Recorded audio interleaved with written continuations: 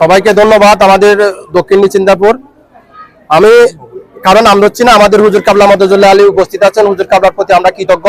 বাংলাদেশের মধ্যে কোনো নজির আছে কিনা জানি না, মুঠি চাল দিয়ে শিক্ষা প্রতিষ্ঠান প্রতিষ্ঠাতা করা। আমাদের এই দক্ষিণ নিচিন্দাপুর উচ্চ বিদ্যালয়, এই দক্ষিণ নিচিন্দাপুর গৌসিয়া সুন্নিয়া মাদ্রাসা সরকারি কোনো সহযোগিতা ছাড়াই আমরা এলাকাবাসী এবং প্রবাসীরা আমরা এই প্রতিষ্ঠানগুলো প্রতিষ্ঠিত করেছি। হুজুর কাবলার নজর করম ছিল, সেজন্য আমরা এই প্রতিষ্ঠানগুলো করতে পেরেছি। তাই আমরা হুজুর কাবলার প্রতি কৃতজ্ঞতা জানাচ্ছি। আমাদের এলাকার বিশেষ করে সন্তানরা এদিকে গুমান মদ্দন, কাসকারহাট, নাঙ্গলমোড়া সমিতির হাট, মোহাম্মদ তকিরাত ছাড়া আমাদের শিক্ষা প্রতিষ্ঠান ছিল না।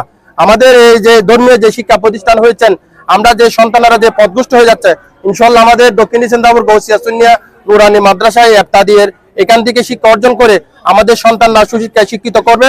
আমি এলাকাবাসীর প্রতি আমি কৃতজ্ঞতা জানাচ্ছি, এলাকাবাসীর প্রতি আবারও অনুরোধ জানাচ্ছি, আপনারা যেভাবে সহযোগিতা করে এই মাদ্রাসা প্রতিষ্ঠিত করেছেন এবং আবারও সহযোগিতা করে এই মাদ্রাসার মধ্যে আপনাদের সন্তানরা দিবেন।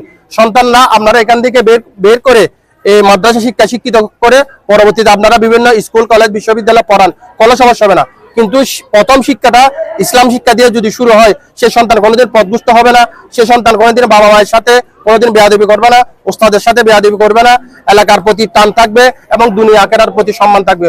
হুজুর নিজেই বলেছেন, একজন আলেম দুনিয়া এবং আখেরাতের দুই জায়গার মধ্যে সম্মানিত। আমরা এত মাছ মাংস খেতে পারি কিনা জানি না, হুজুরেরা যে মাংস মানুষ দাওয়াত দিয়ে খাওয়ায়, তো হুজুরদের সম্মান আল্লাহ পাক রব্বুল আলামিন নিজেই দিয়েছেন। তা আমি অনুরোধ করব, মাদ্রাসা সন্তান পড়লে কিন্তু ছোট হয় না। আমি গত বছর একটা প্রতিবেদন করেছি, চট্টগ্রাম বিশ্ববিদ্যালয়ে যিনি পরীক্ষা দিয়েছেন ফার্স্ট ক্লাস হয়েছে, কিন্তু জামিয়া আহমদিয়া সুন্নিয়া আলিয়া মাদ্রাসা শিক্ষার্থী।